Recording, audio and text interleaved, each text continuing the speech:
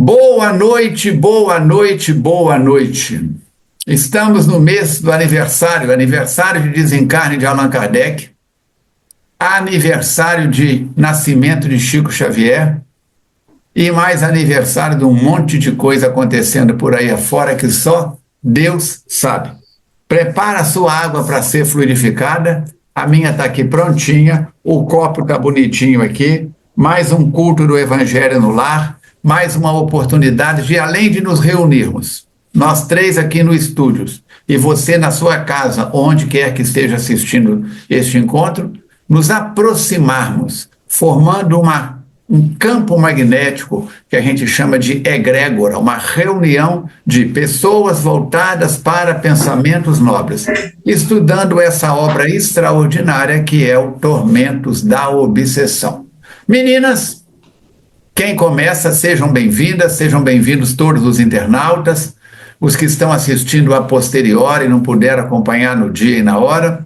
Vamos que vamos. Encontro 218, Reminiscências, capítulo 3º, aquele que fica entre o segundo e o quarto, 10 de abril de 2025. Quem começa? Eu começo.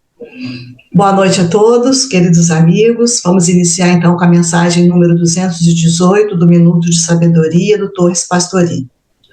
Viva sua vida interior com mais intensidade, porque Deus está permanentemente dentro de você, apesar de suas imperfeições e defeitos.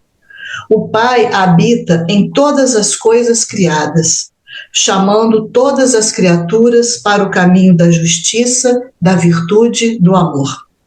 Ninguém pode destruir esta verdade. Deus está dentro de você. Saiba descobri-lo e terá conquistado a felicidade. Vamos orar. Jesus, mestre querido, nós te agradecemos a oportunidade do estudo, do aprendizado e te rogamos, Senhor, que possamos reconhecer a presença de Deus em nós. Auxilia-nos, Senhor, para que possamos nos iluminar a cada dia, melhorando o nosso comportamento, a nossa forma de ser, e assim, Senhor, alcançando a meta de sermos criaturas melhores que nós mesmos. Muito obrigada, Jesus amigo. Abençoa todos os nossos queridos internautas e fica conosco hoje, agora e sempre, que assim seja. Muito bem. Suas palavras iniciais? Oi, gente, tudo bem? Capítulo 3, nesse livro, especialmente neste capítulo, o Filomeno surge como esclarecedor.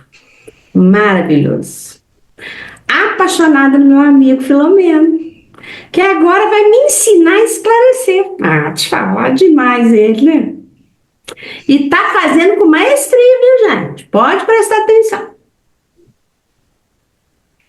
Verônica, já saudou o pessoal? Já. Então tá. Então começa, Verônica, desde o primeiro livro que nós começamos lá em 2021, faz uma reminiscência, já que o capítulo é pequenininho, tem pouca informação. Faz uma reminiscência aí do capítulo, do Encontro 218, que não foi um capítulo, foi estudando a geografia da Isso. Do Sanatório Esperança. Sanatório Esperança.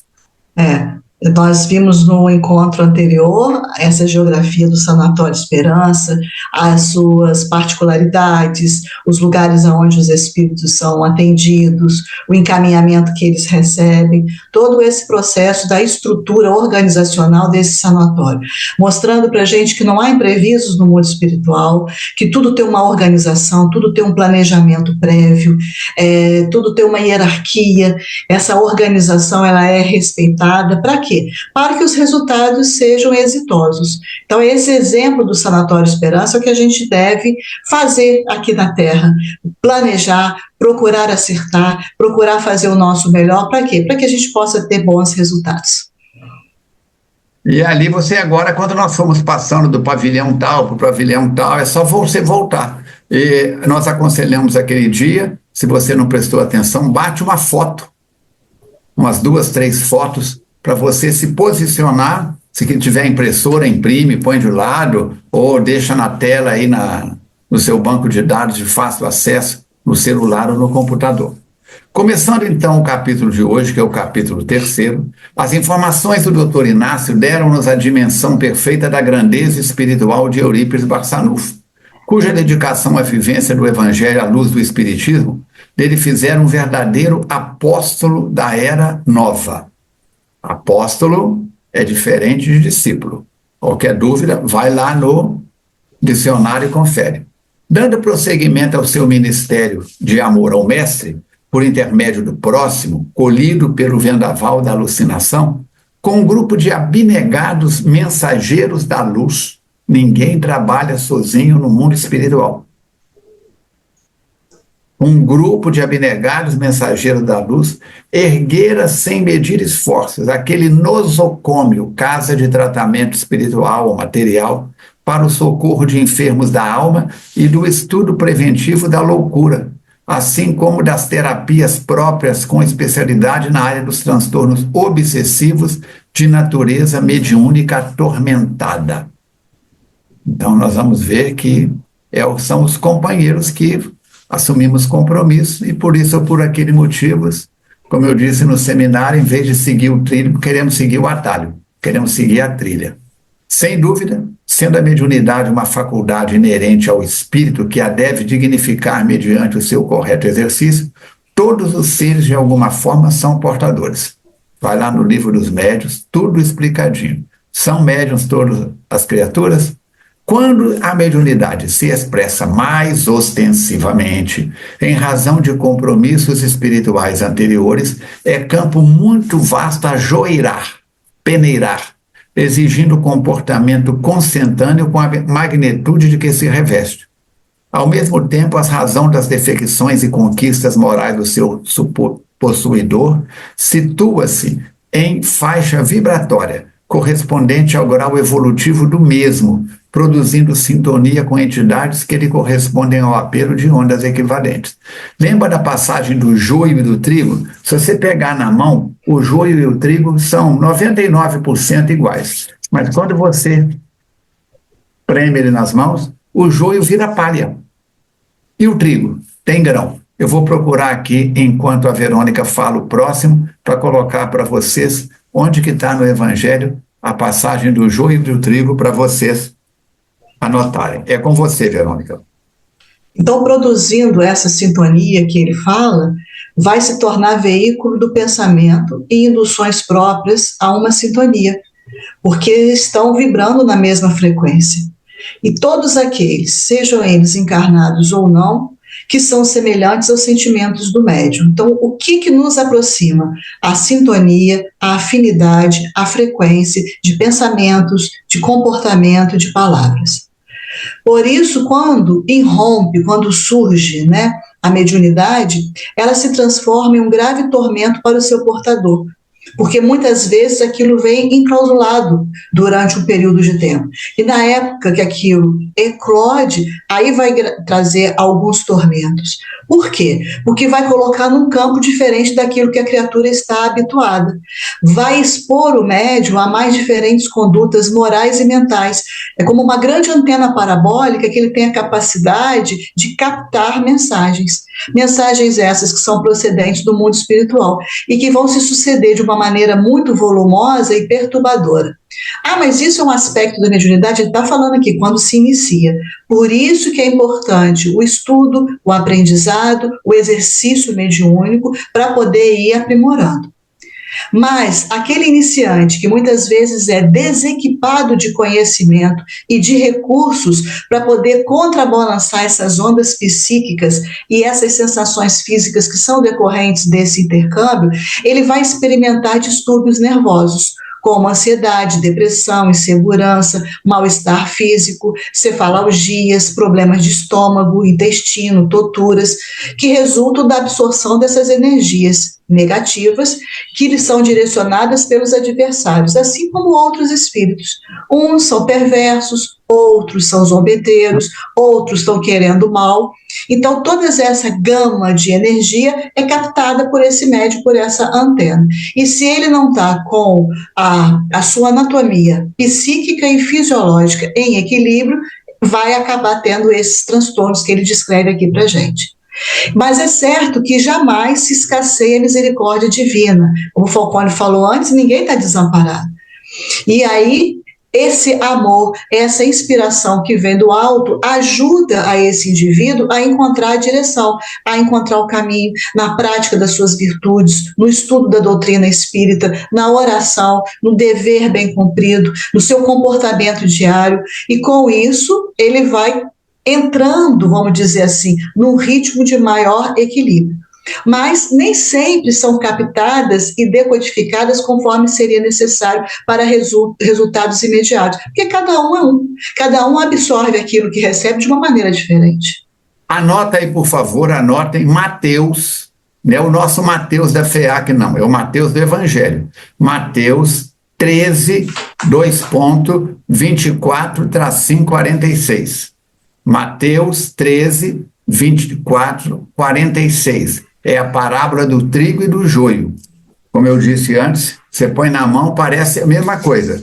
Quando você faz o esfarelamento, o joio vira só palha. Então é aquela pessoa que é o médium, é o cara, mas não tem conteúdo. Amai-vos e instruí-vos. É com você, Mirinha. E também isso devido à tendência e acomodação e às más inclinações do nosso passado, né? Que mais facilmente a gente dá guarida ao quê? A vinculação que a gente tem com o mal, né? E aí a gente está sempre mais voltado para o mal do que para o superior. É uma pena, mas nós estamos no caminho, viu, gente? Fica desistindo, fica triste falta disso, não. Nós estamos no caminho. Filomeno me deu uma lição nesse capítulo aqui espetacular. Quando chegar no final, nós vamos ver. Então, quando o médium conhece as lições do Espiritismo, que são educativas, né? Especialmente se a gente seguir as diretrizes do livro dos médiuns, né, de Kardec, que é um roteiro de segurança, que desenha com maior eficiência tudo que a gente precisa fazer, que o médium precisa seguir, convidando a gente a se submeter ao compromisso sério de trabalhar pelo próprio bem comum e pelo bem dos outros. À medida que a gente vai se moralizando, que o médium vai se moralizando, ele se equipa de resistências para vencer as perseguições espirituais.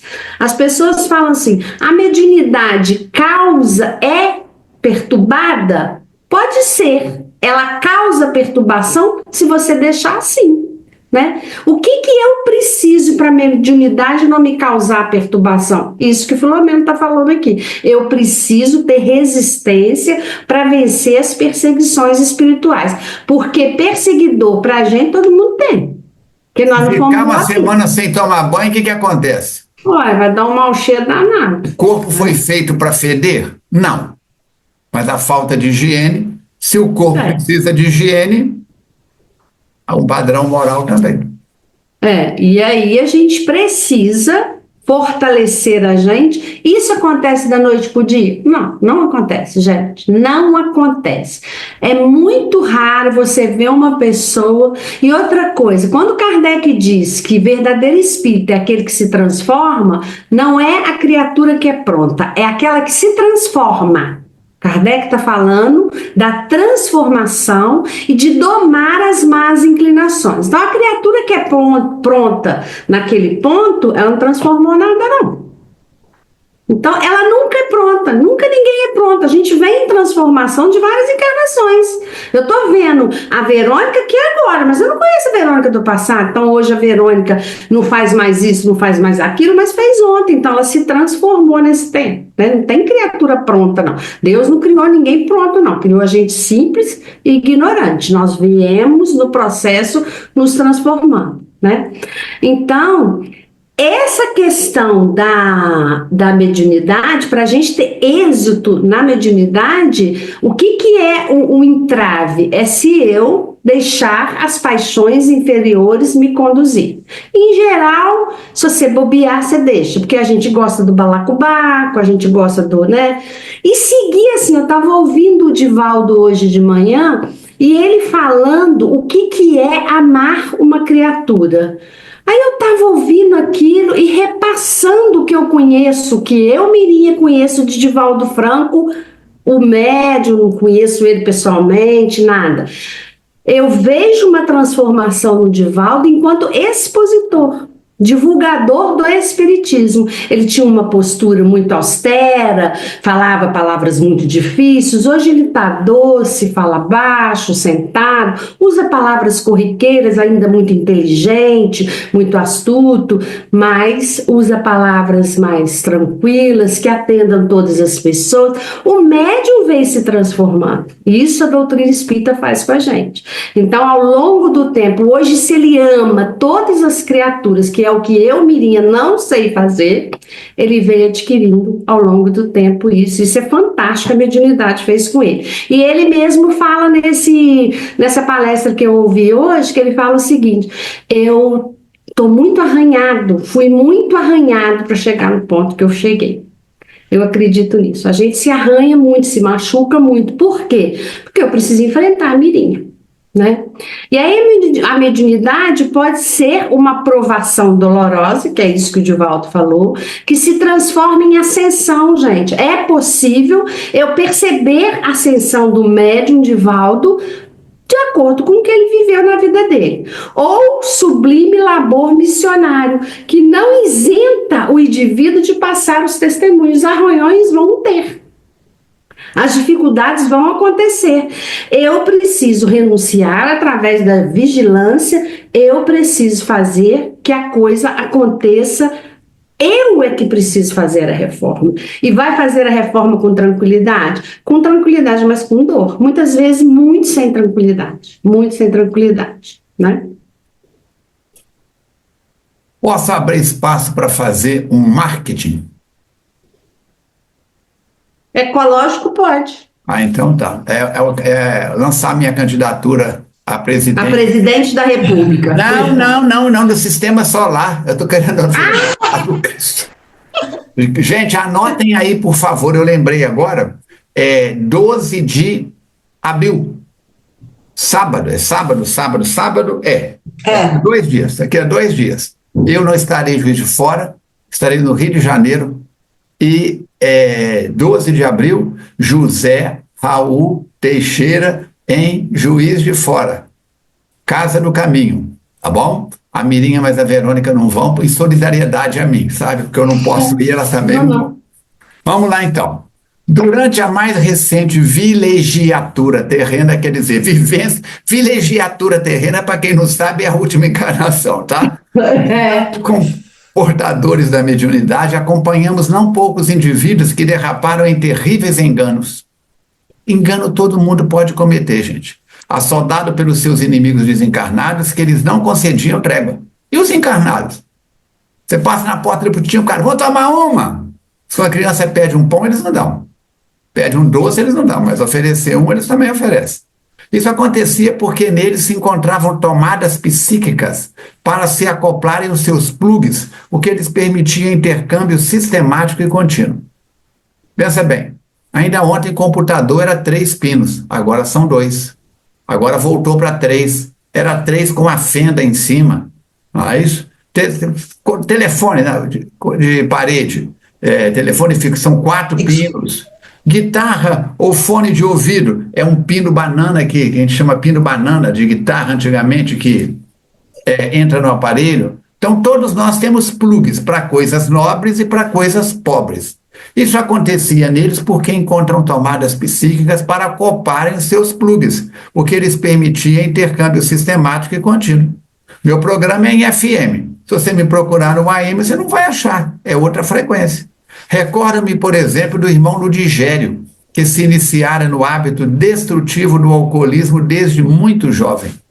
Portador de faculdade mediúnica atormentada, por quê? Porque era uma criatura atormentada. Não é a mediunidade que o atormentou. Eu me atormentei com o álcool. A mediunidade é Claude. Eu estou na frequência da tormenta. Então não é a mediunidade que me fez beber. Temos que ter esses cuidados. Portador de faculdade mediúnica atormentada por necessidade reparadora para consertar o passado, foi reencontrado pelos inimigos desencarnados que desde cedo, aos 12 anos aproximadamente, o induziram à ingestão de bebidas alcoólicas. Gente, é muito cedo. Nas festas familiares, nas de caráter popular, muito comum nas cidades. 80% dos alcoólatras começam no lar. Eu sei disso porque tem essas estatísticas, eu sou membro de Alcoólicos Anônimos. Então, para o arrastarem por longos anos aos mais abjetos comportamentos e experiências infelizes. Quando pela primeira vez Filomeno trava contato com ele, com esse paciente, defrontamos-no excitado, provocador, na sala das palestras doutrinárias da Casa Espírita, onde mourejávamos. Então, esse camarada chegou no centro espírita, como se diz popularmente, atacado. O que não é impossível de acontecer, né, Falcone? Na FIAC já mexe algumas vezes chegar a pessoa assim. E quando ele chega, havia terminado uma reunião, e essa reunião tinha sido dedicada ao estudo do Livro dos Espíritos. E quando ele se adentrou ali pelo recinto da instituição espírita, ele estava visivelmente embriagado e com muita agressividade, e utilizando-se de palavras vulgares e gestos grosseiros. E com isso, claro, ele se fez notado pelas pessoas que ali estavam. Mas ele foi atendido gentilmente por um dos membros da instituição, e ele começa a desatar em gritaria e ameaça, embora tenha sido acolhido com gentileza. E aí cria um determinado constrangimento geral entre as pessoas que se encontravam ali de saída e outras que estavam numa conversação saudável e despedida. As pessoas ficam impactadas, às vezes sem saber exatamente como reagir. E o nobre diretor daquela casa, daquela instituição, que era nada mais nada menos que o irmão Pititinga, que estava ali conversando junto com um grupo de pessoas, ele foi atraído pelo aquele barulho, pelo aquele alarido, e ele então se aproxima desse rapaz a fim de o atender. E com muita habilidade característica desse espírito, mas aqui encarnado, né, a situação que o Filomeno está contando, toca-lhe o braço e isso vai envolvendo ele num magnetismo muito suave. O Pititinho, então, retira o rapaz daquela sala pública, o leva para um outro cômodo mais discreto, sem tantas pessoas, e ele procura dialogar com paciência e misericórdia com alguém que estava alterado. Porque se ele estava embriagado, já era difícil de manter ali uma conversação. Né? Então, por isso que ele diz que era totalmente impossível uma conversação edificante em razão do estado de alcoolismo daquele visitante que foi inesperado chegando ali. Mas, mesmo assim, as palavras gentis do abnegado diretor provocaram nele mais, ou melhor, provocaram mais rebeldia nos comparsas espirituais, naqueles que estavam acompanhando o rapaz. E eles se enchiam com aqueles valores alcoólicos que absorviam por meio do ludigério.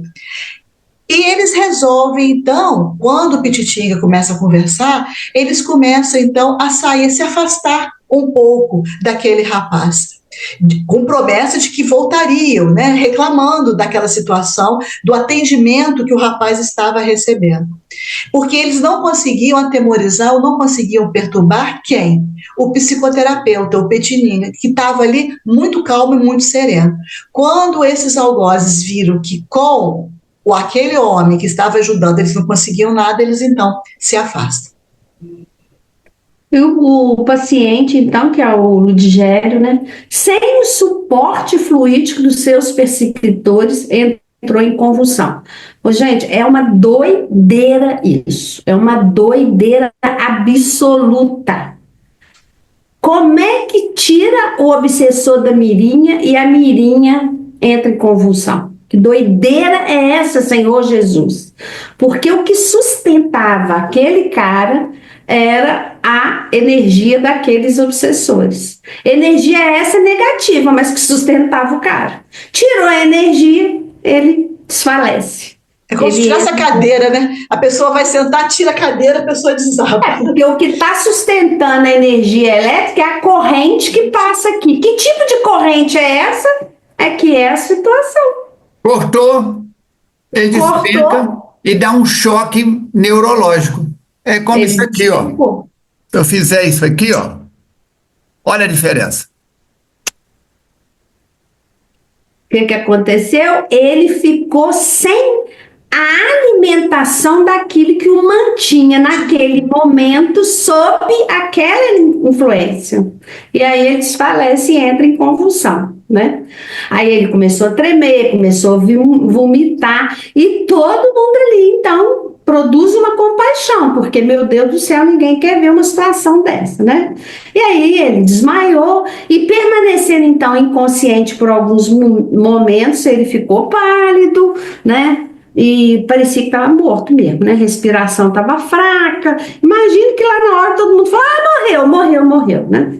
Porque já aconteceu uma coisa assim, mais ou menos dentro da FEAR, que eu mesma achei, falei: morreu. O Armando falou: morre, não, fica tranquilo, que ninguém morre, fica tranquilo.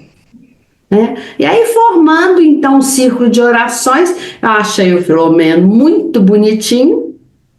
Ele falando: Pititinga, eu, Filomeno, e mais alguns companheiros envolveram o paciente em vibrações de revigoramento, deram passe, e aí para recuperar devagarzinho a consciência do Ludigério. Passado então esses momentos mais graves, a caridade cristã socorreu, conforme a circunstância do momento, envolvendo em esperança, em promessa de paz. Aí eu parei aqui porque eu gosto de estudar entrelinhas. Tem dia que aí eu gosto mais ainda de estudar entrelinhas. Tem dia que eu passo batido, mas tem dia, como hoje, foi um dia que eu gostei muito de estudar entrelinhas e entender o que Filomeno estava dizendo. Aí ele disse que a caridade cristã socorreu. Jesus veio no socorro, os bons espíritos vieram socorrê-lo. Ele não está nem falando dele, nem do Petitinga, ele está falando da coisa mais alta e de um atendimento que o Ludigério teve ali, que deve ter sido uma coisa fantástica, né? E aí, após ser providenciado o concurso monetário, ele precisava de dinheiro, estava passando fome, né? Gastava tudo em bebida, para ele comer alguma coisa. E o Ludigério se afastou, ganhando a praça ensolarada. Vamos ver o que vai dar isso, já. Anotem aí. Olha só, ele está sob a influência dos espíritos. O espírito é afastado pela ação do Pititinga e dos espíritos benfeitores. O que é que ele faz? Desmaia. Onde está isso no Evangelho? Jesus desce do Monte Tabor, o menino está lá, os discípulos debateram com ele a noite inteira. Quando Jesus diz: espírito doente, sai desse menino, o que é que acontece com o menino? Desmaia. Desmaia. Lembra disso? Mas todo mundo fala: morreu. O que é que a Mirim falou? Morreu. Se com Jesus aconteceu isso, imagina com o Pititinga, imagina com você, na casa espírita que você frequenta, na instituição que você frequenta. Então é confiança. Que imagina se o Pititinga entra em crise. Meu Deus, matei o homem. Pronto, aí os espíritos voltavam todos. Então anota aí, Marcos 9, 2.17, 28. E os discípulos perguntam: mestre, debatemos com o espírito a noite inteira e não conseguimos nada. Por quê? O que ele responde? Para essa casta de espírito é necessário jejum e oração. Marcos 9, 2.17, 28. Bom, então Ludigério saiu.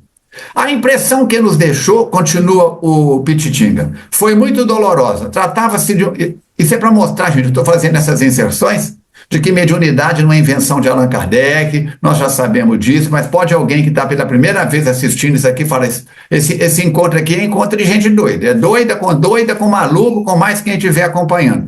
É tudo baseado na Bíblia, no Novo Testamento, em passagem de Jesus. A impressão que nos deixou muito dolorosa, uma impressão dolorosa. Tratava-se de um jovem aproximadamente de 28 anos. 28 menos 12, gente, esse camarada está sob a ação de alcoolismo e de obsessores. Não é obsessor. O que o seu Abel diz? De convidados há 16 anos no álcool. que demonstrava o desgaste produzido pelo alcoolismo e a insegurança derivada do processo obsessivo pertinaz com dilacerador. A partir desse instante, inspirado pelos seus guias espirituais, ele retornou em estado de sobriedade às reuniões doutrinárias uma vez ou outra vez, quando se comportava com relativa calma. Foi bem atendido, com educação, com carinho, saiu melhor do que quando chegou. Avançado o fenômeno obsessivo, já se assinalava marcas irreversíveis nas telas mentais do paciente, que o levavam a confundir os conceitos que ouvia, a supor-se facilmente ofendido quando algo desagradava. Tem que mexer com ovo de indês, como se diz na roça. Normalmente era de trato irritável, de maneiras rudes e possuidor de um ego muito sensível, que o armava contra as demais pessoas que sequer o podiam olhar, produzindo-lhes sempre a ideia falsa de que o estavam censurando.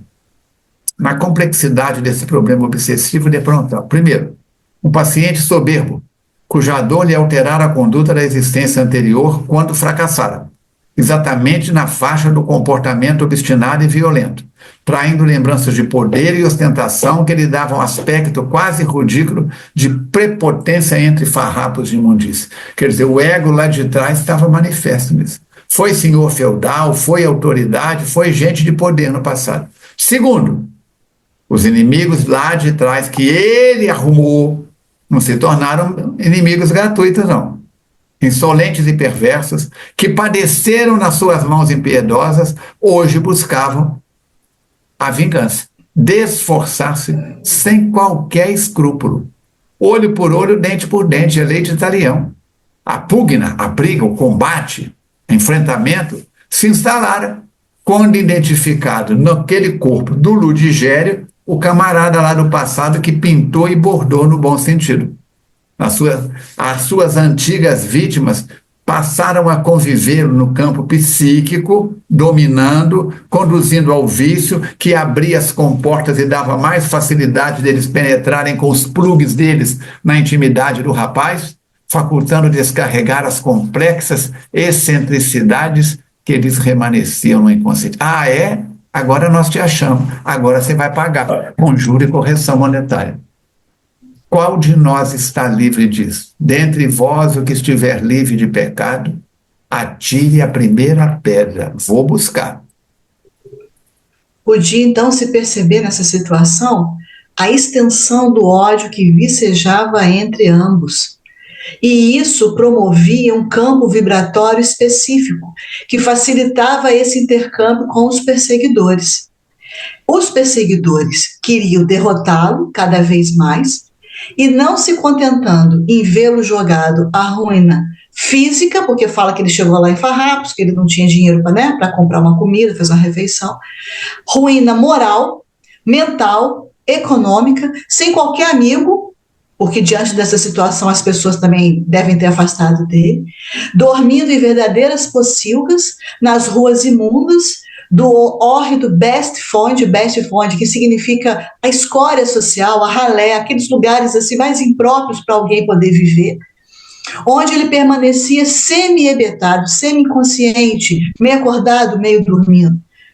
Planejavam recebê-lo, esses comparsas, após sugar todas as suas energias animais pelo processo de vampirização, além do portal do túmulo para darem prosseguimento ao conúbio vingador. Ou seja, o planejamento deles era levar aquele espírito para o desencarne para continuar essa perseguição no mundo espiritual. E em uma das oportunidades em que ele se encontrava lúcido e com uma relativa paz, o Filomeno diz que manteve com ele uma conversação mais calma, havendo colhido dados muito importantes para uma anamnese, para um diagnóstico do caso dele, para um estudo cuidadoso daquela questão, para poder saber como é que poderia ajudá-lo. E que isso despertava no próprio Manuel Filomeno um profundo interesse espiritual. E o que o rapaz narrou? A sua história, que desde a infância era cometido de sonhos terrificantes, porque aqueles comparsas já estavam perseguindo ele desde a infância. E nesses sonhos apareciam seres monstruosos que o perseguiam, ameaçando destruí-lo por meio de formas mais terríveis que se possa imaginar. Quer dizer, uma criança, um sonho desse realmente assustador. E ele sempre despertava daqueles pesadelos suado, apavorado. E as sombras da noite passaram a ser-lhe um incomparável tormento, porque ele acordava, tudo escuro, agravava mais ainda os seus temores. Ele não renasceu num lar equilibrado, que também é uma consequência compreensiva decorrente de quê? De novo, da sua conduta anterior vivenciada. Os pais, então, nessa encarnação, não lhe proporcionaram o carinho necessário. Antes, repreendendo, surrando, sem aparente motivo. Já viu o que é isso? Alguém apanhar já é ruim, e sem ter motivo, pior ainda, né? Obrigando-o a silenciar o sofrimento, ele não podia colocar para fora aquilo que ele estava sentindo, e isso foi crescendo, foi se agigantando, a ponto de passar até o quê? As noites o sono. O dia já era de pesadelos, acordado. Ele dormia, ele tinha outros tipos de pesadelo. Então, olha a situação dele. E com isso se instalaram no seu íntimo sentimentos de raiva e de mágoa contra os pais. E ele transfere esse sentimento também para os irmãos com quem ele não mantinha bom relacionamento. Ou seja, de uma certa forma, foi levado para a situação. Isso também. Ficou muda a sua última frase, Verônica. Além disso, foi levado para uma situação...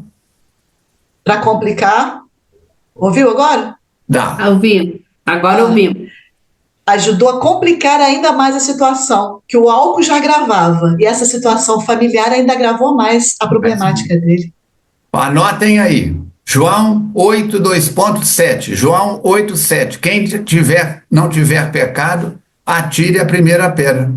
Se o Ludigério passou por isso, a Mirinha pode passar, a Verônica pode passar, eu posso passar, você pode passar. Porque todos nós temos um monte de cheques sem fundos, estou usando uma metáfora, no passado, que não honramos. Aí eu estou aqui pensando, já ao estudar esse capítulo, eu fiquei pensando muito como que eu sou feliz, né? Que vida boa que eu tenho, que nunca entrei em bebida desta forma, já bebi socialmente, mas não me considero alcoólatra, nem nunca me considerei. Como que pode, né? Que tristeza uma vida de uma criança sofrendo com os pais, apanhando absurdamente, e a gente sabe que existem tantas pessoas que passam isso, né? E que a gente tem que pedir muita misericórdia de Deus que atenda essas criaturas. E aí ele frequentou escola pública, fez primário, adorei Filomeno falando do primário. Filomeno não é mais primário, ensino fundamental, só para você saber, viu? Mas ele está referindo ao tempo que o Digério foi para a escola. Até que ele foi colega seu de carteira, hein? Não, eu preciso ensinar o Filomeno, que mudou, né? Então, sempre depressivo e atemorizado, eu não posso imaginar o que é uma criatura que vive atemorizada, porque eu tive pânico há alguns anos e foi a pior experiência que eu já vivi na minha vida. Esse cidadão, ele vive atemorizado, quer dizer que ele está todo o tempo com medo, expressando conduta antissocial. Não é possível que a gente queira estar socialmente bem numa situação com um perfil desse, né? E aí, aos 12 anos, ele experimentou o primeiro trago no próprio lar, no aniversário do pai. Então, a atenção, né? A gente precisa de ter uma atenção nessas festas familiares, esses encontros sociais, onde a bebida é um eixo, né, um elo de ligação de algumas criaturas, né? Porque, como eu disse já algumas vezes aqui, não me chama para comer pudim, não, porque aí vai dar zebra. Mas se chamar para bebida, não vai dar zebra. Então, mas tem pessoas que, assim, elas são felizes porque bebem. Eu tenho visto uma criatura da minha convivência mais estreita que ela só é feliz quando bebe. Eu não posso imaginar que angústia... Mas é ilusão, né? É uma falsa felicidade. Eu não sei que angústia, para mim, de felicidade, de não tem nada. É uma angústia que essa criatura vive, constante, que se faz de feliz. Que se faz de feliz, mas feliz não é não. Porque a gente só ser feliz quando você ingere uma bebida que eleva o seu estado de consciência, isso não é felicidade. Isso é suporte, isso é âncora, isso é ilusão, isso é qualquer coisa menos felicidade, né? E assim, nenhum julgamento da minha parte, uma dor profunda de ver que tem criaturas que passam por isso, né? E a partir desse momento, após a alucinação que venceu ele, foi criando um tumulto e sendo maltratado impiedosamente pela ignorância que predominava a família.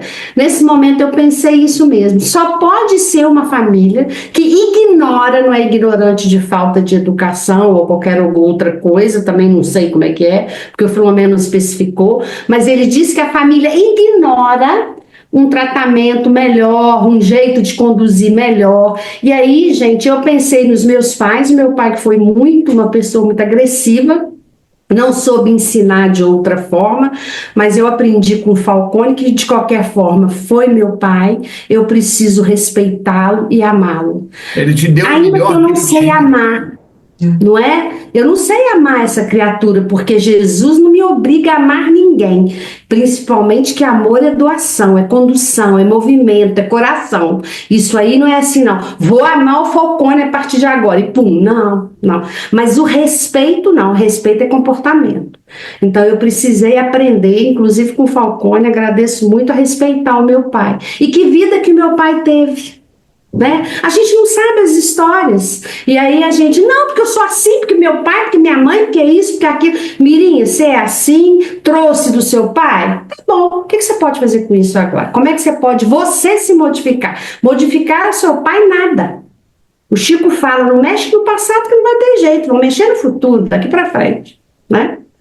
Então, ele viveu um tormento, né? E ele tinha desequilíbrios na área sexual. Quer dizer, ele se enveredou para a bebida, automaticamente acabou enveredando para o desregramento sexual. Isso era para ele um tormento, porque ele tinha uma impotência psicológica. O que é isso, gente? É um desvio nas relações sexuais por causa de distúrbios emocionais. Este homem não conseguia manter ereção porque ele tinha distúrbios emocionais. Que tristeza que essa criatura vivia, me tocou E o álcool profundamente. enfraquece mais ainda. E o álcool enfraquece, ele causa mais impotência, ele desestimula todo o seu organismo, né? E aí o resultado era a somatização desses conflitos mantidos, bem como o efeito do alcoolismo em instalação no seu organismo debilitado. À medida que os anos foram se passando, ele viu diminuir as perspectivas de vida feliz, de vida alegre. Quer dizer, eu posso imaginar que essa criatura era um ser que vivia andando, como muitos que a gente vê na rua, viu, gente? Muitos que a gente vê na rua, e que às vezes a gente tem medo, que às vezes a gente julga, e a gente não sabe que angústia aquela criatura está vivendo. Sendo empurrado para a região do comércio sexual após desavenças domésticas contínuas, quando sua presença se tornou insuportável na família, que já era difícil, em razão das crises alcoólicas que se faziam prolongadas e gravemente perigosas. Muitas vezes, quando a gente vai distribuir, eu já fiz muito isso, hoje estou displicente, que é uma coisa horrorosa, distribuir leite na rua para aquelas criaturas que moram nessa situação de rua, quando as pessoas saem, vão fazer suas reflexões, poxa, que família é essa que largou? Não é fácil para a família, viu, gente, suportar as crises de alcoolismo de uma criatura que chega em casa agressivamente, que bate, que isso, que aquilo, que xinga, que perturba o lar.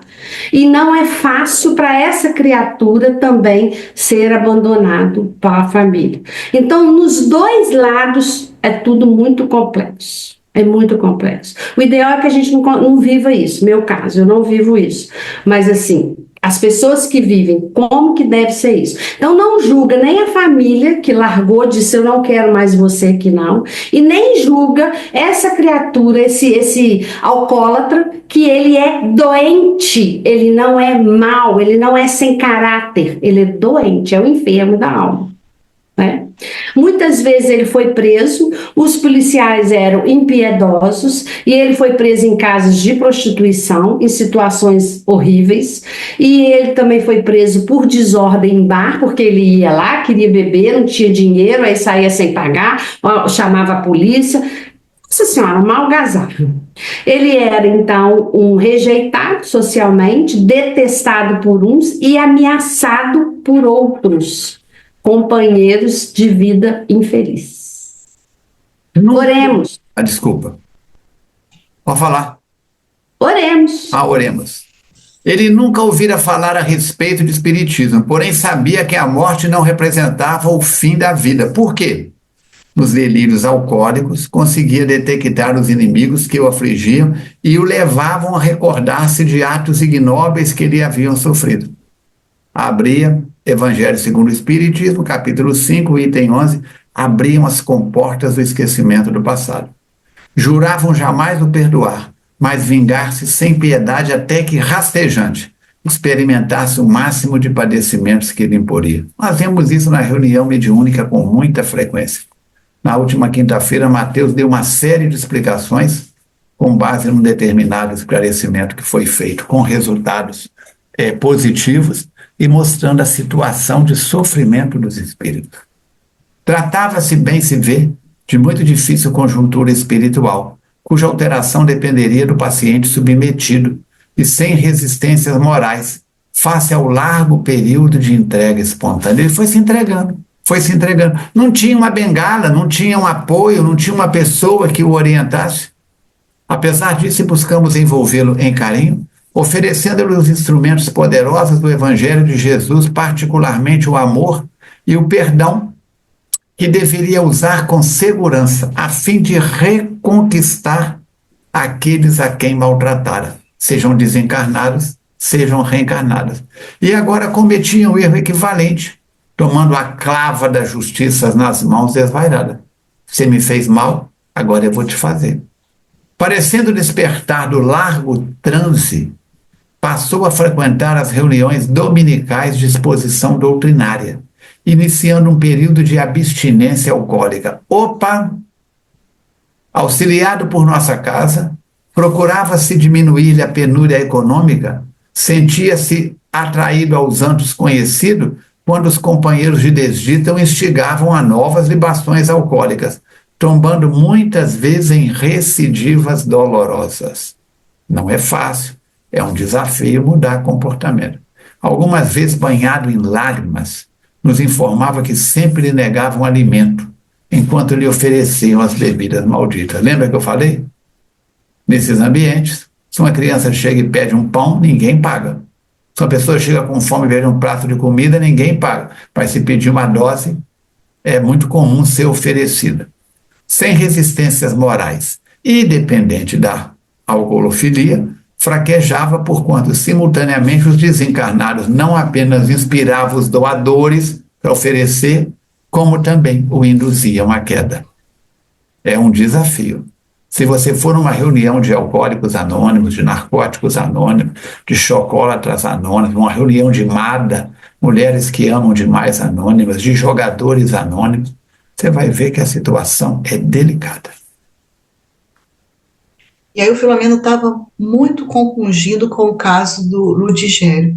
E em ocasião própria, durante nossas reuniões hebdomadárias, a gente vai encontrar muito isso nas obras do Filomeno, viu, gente? Ele adora usar essa expressão, hebdomadárias, são reuniões semanais.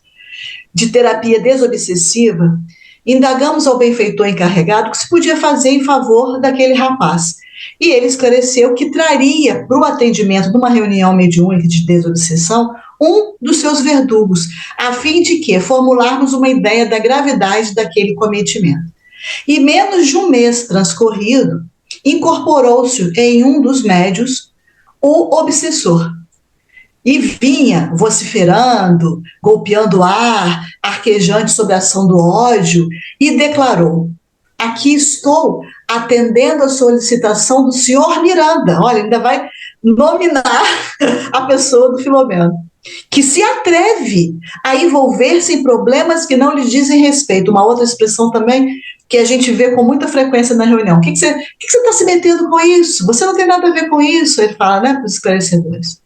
E ele continua, nunca tive defensores e sufoquei as minhas penas por largo período em silencioso sacrifício até o momento, quando posso desforçar-me do bandido que mascubulou, quer dizer, que gerou sofrimentos por anos a fio, sem qualquer piedade ou misericórdia, que pretende o seu improvisado benfeitor.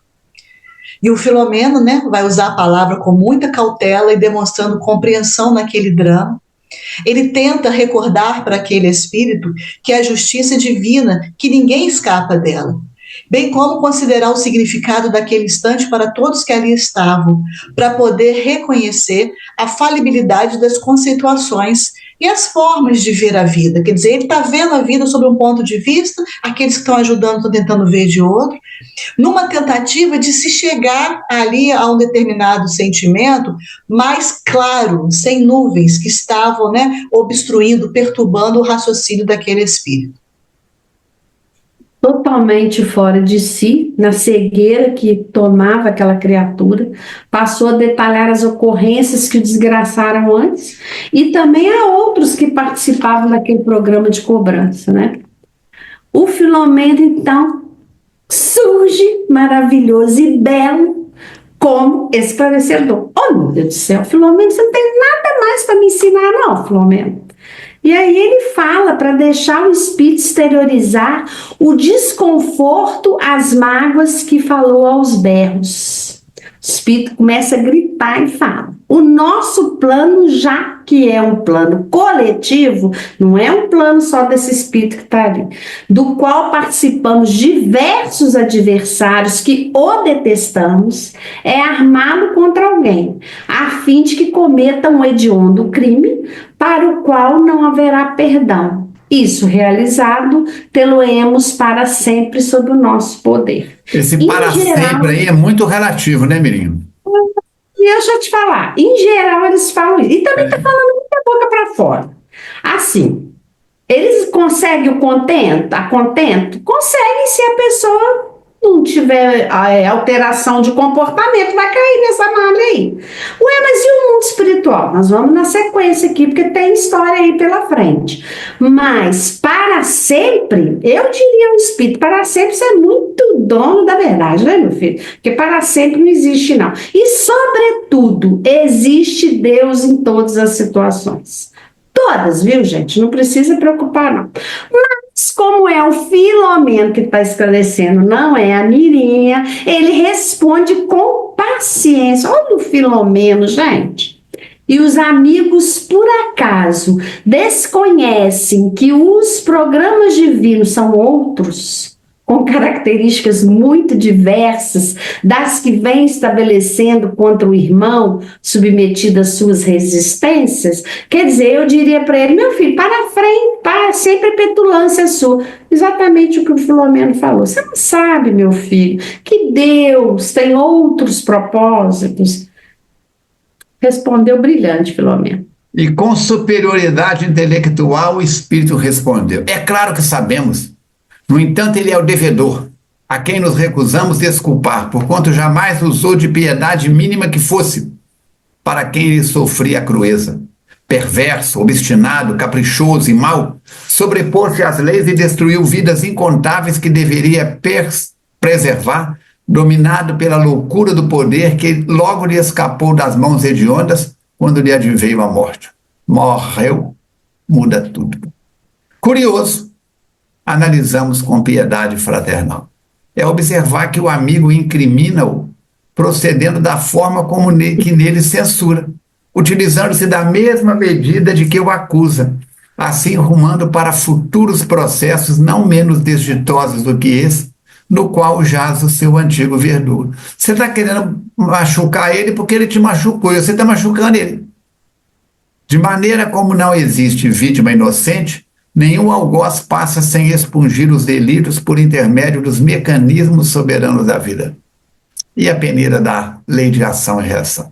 Só o amor possui a chave para decifrar todos os enigmas existenciais e solucionar as dificuldades do caminho evolutivo. O amor que gera o perdão, a piedade, a fraternidade, a caridade, Assim, rogamos-lhe e aos demais companheiros que lhe seja concedido oferecer aqueles aos quais prejudicou, especialmente os incluindo por haverem sido os ofendidos. Nunca! Respondeu com rispidez. Primeiro é para sempre, fazer ele sofrer para sempre. Agora nunca. Ele nos pagará, e isso acontecerá sem demora. A lei de Italião aí, ó. Utilizamos na lei de Italião olho por olho, dente por dente.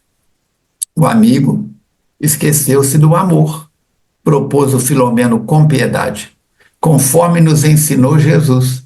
Somente o amor possui os mecanismos que desagregam as construções do mal, gerando bênçãos e proporcionando bem.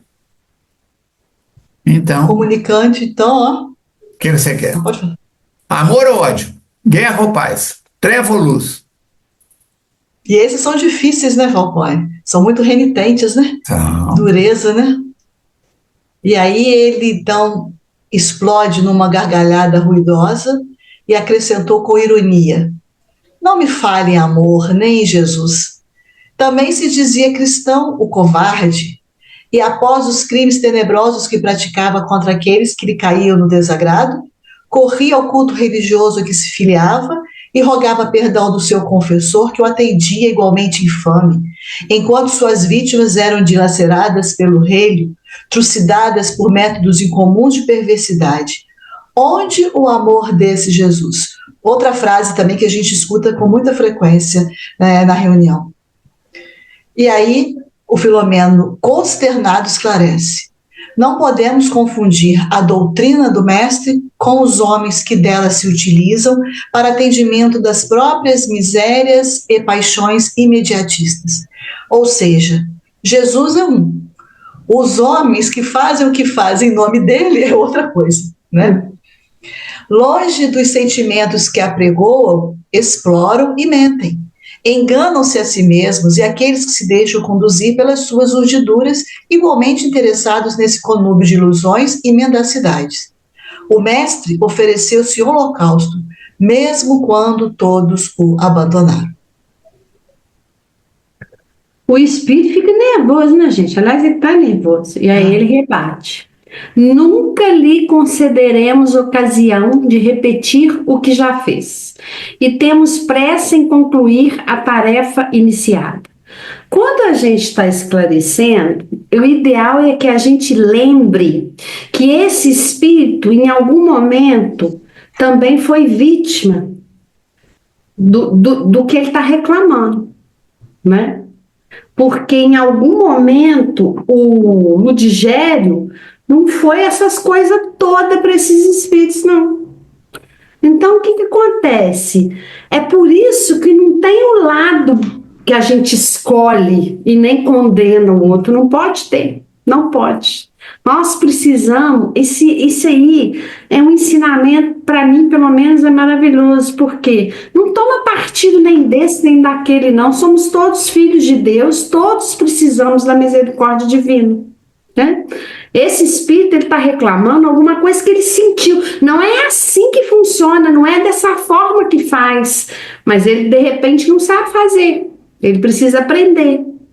Então, a postura de nós que estamos aqui de fora olhando, não é para condenar esse espírito, não é para achar que esse espírito, ele é o mal.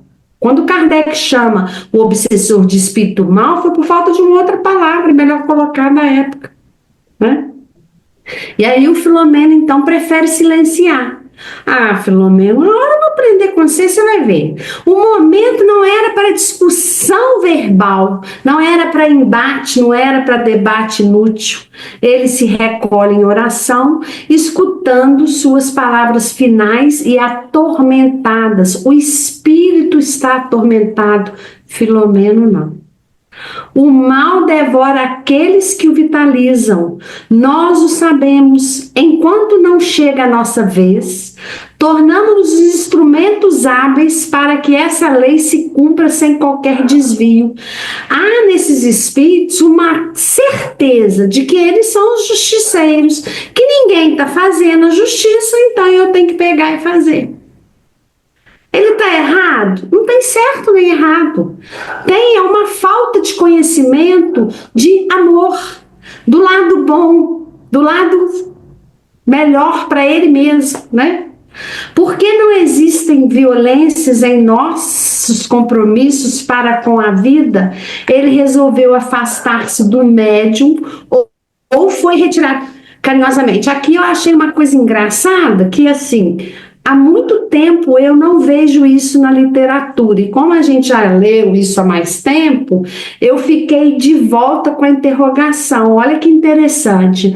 O Filomeno diz que ele resolveu afastar-se do médium, o espírito, ou foi retirado carinhosamente pelo mentor, deixando todos frustrados e incompletos. Olha o que aconteceu nessa reunião. O Filomeno não sabe o que aconteceu.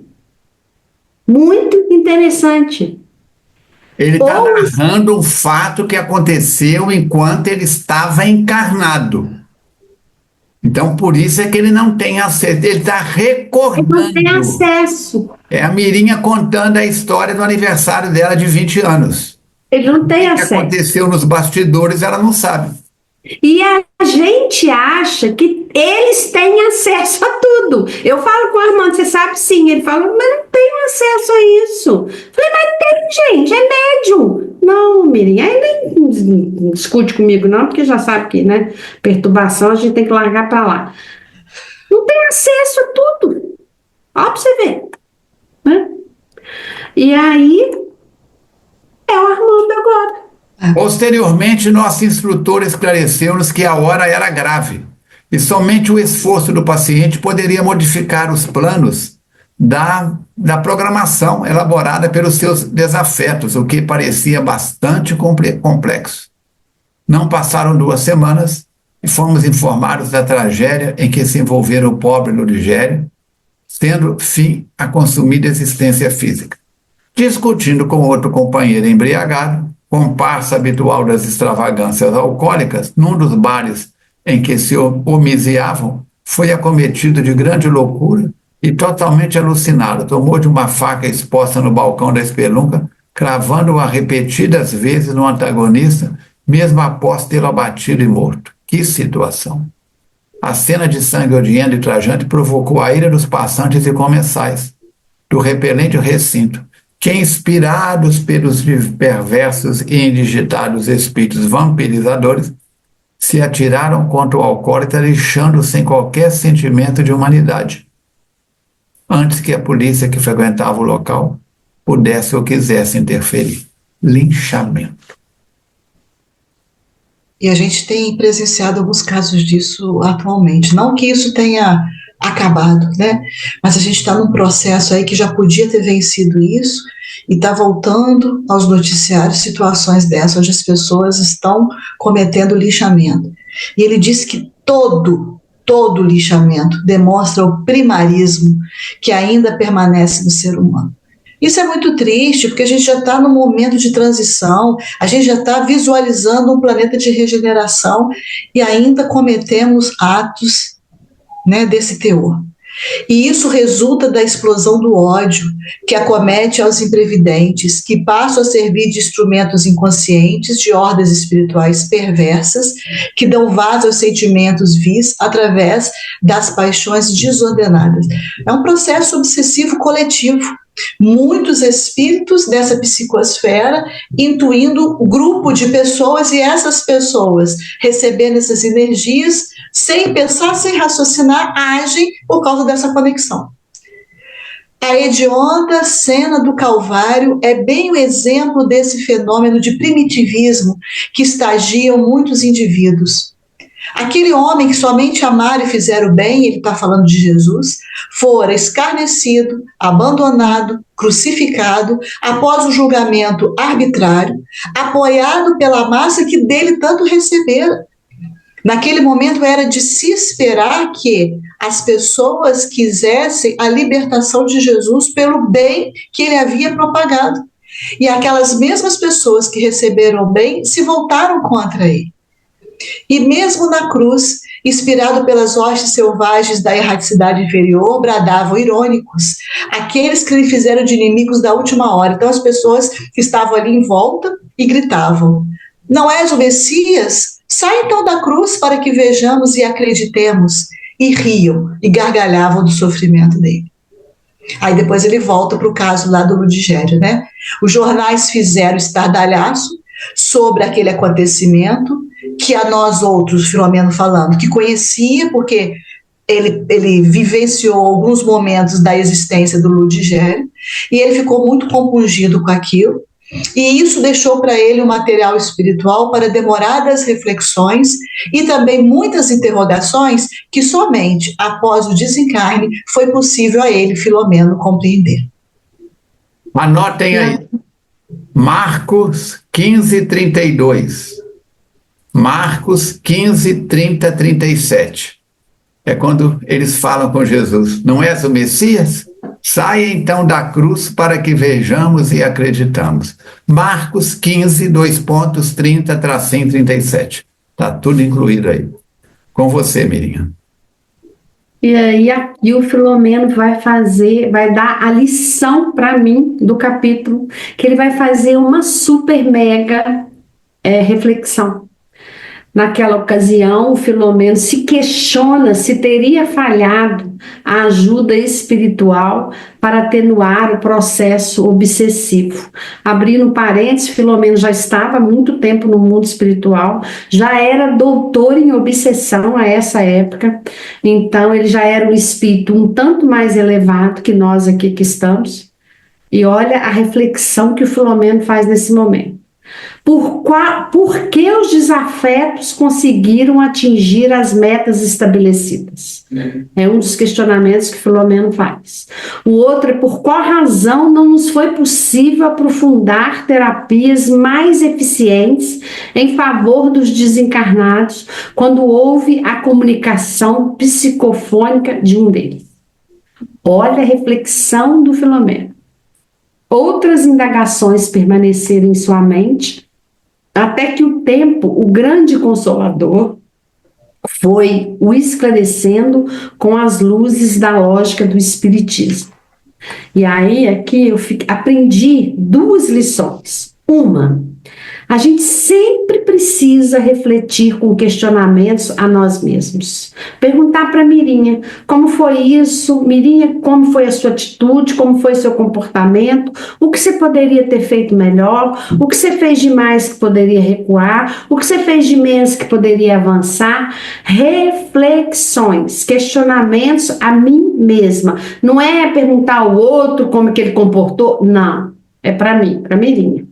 E outra coisa, se o Filomeno, que já estava lá há algum tempo, já é um pouco acima, teve essa reflexão, sentiu essa falha, eu então, Jesus. Mas isso não é para eu confortar, me acomodar e dizer assim: Filomeno está errando assim, eu também é. Não é isso não.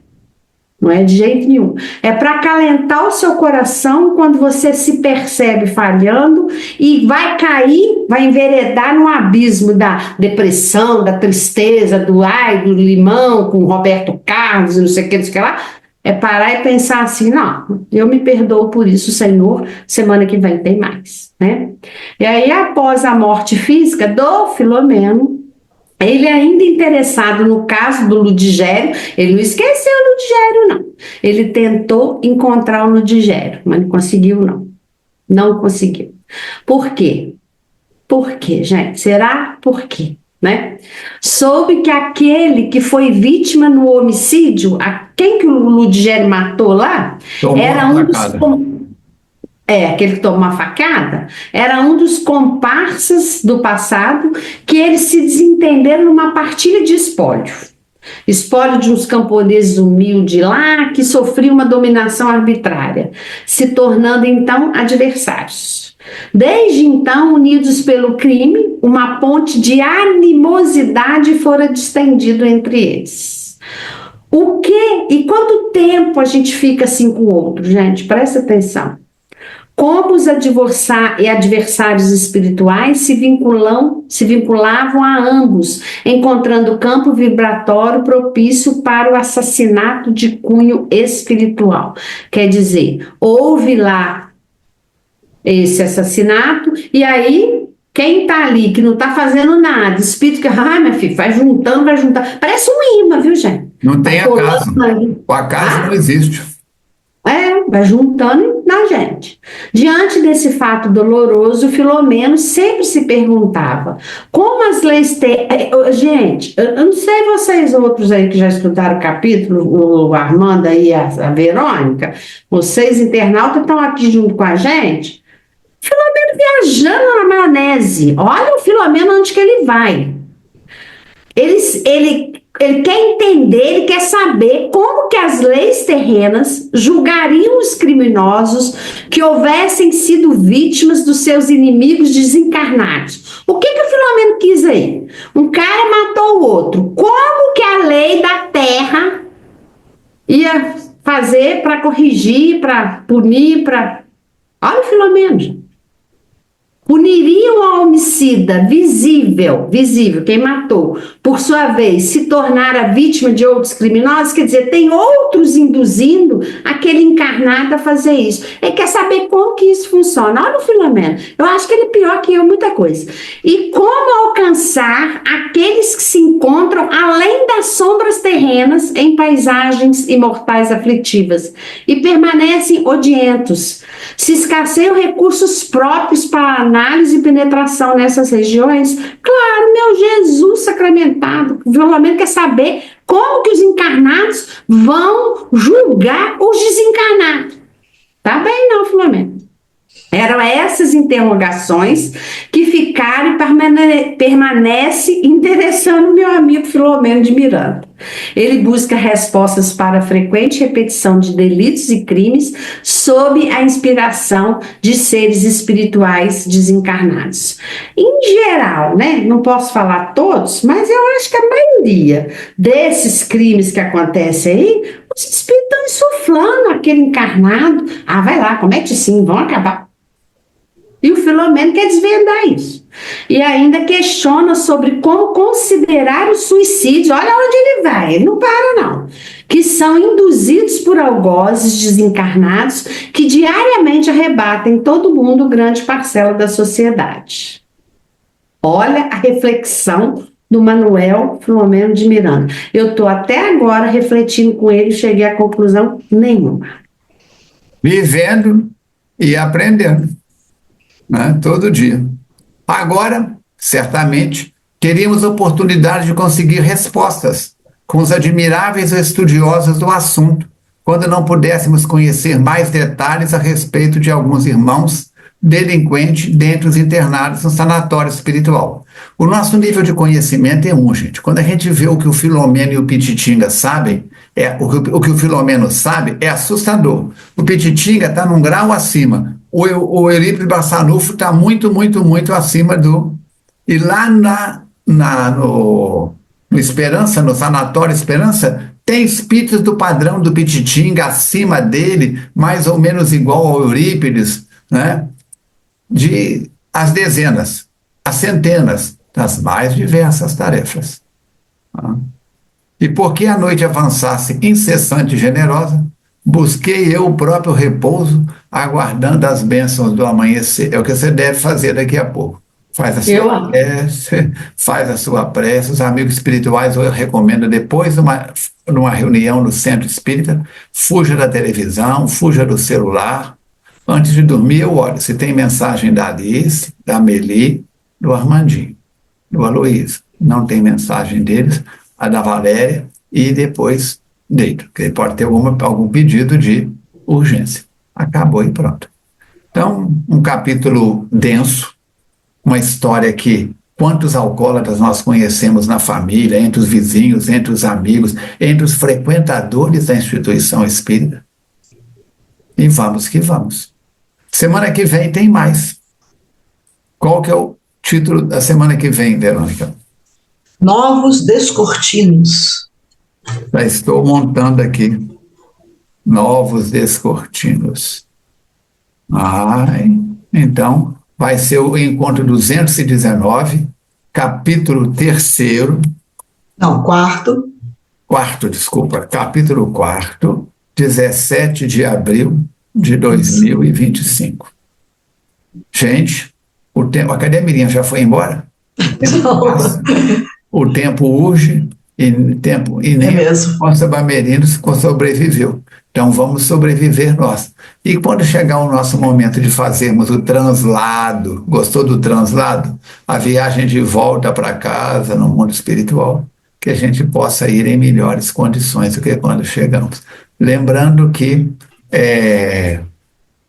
nós estamos aqui no dia 10 de abril, tivemos a reunião de entes queridos, a reunião de GVV. Dia 15, nós temos reunião de saúde e autoconhecimento na próxima terça-feira. Filomeno, se eu tiro as minhocas da cabeça da gente e aumenta a nossa responsabilidade. Verônica, suas palavras finais, minha filha. Um capítulo muito importante, vale a pena reler, vale a pena ouvir de novo aí esses comentários para a gente poder aprofundar e ter uma visão diferenciada para esses irmãos que estão aí embrenhados nessas situações. Muita prece em favor deles, né? Até a próxima quinta. Ele endoida, gente, Filomeno. Ele diz endoida. Não, ele pode te desendoidar, mas em mim ele endoida um pouco. Ele me põe minutinho. Mas eu enfrento ele, falo, vou estudar, você está falando aqui, eu vou pesquisar. Filomeno, como que eu gosto de você, Filomeno, nossa Senhora. E a semana que vem apresentar para a gente a Dona Maria Modesta. Adoro! Gente, vou te falar, estudar Filomeno é um presente do céu.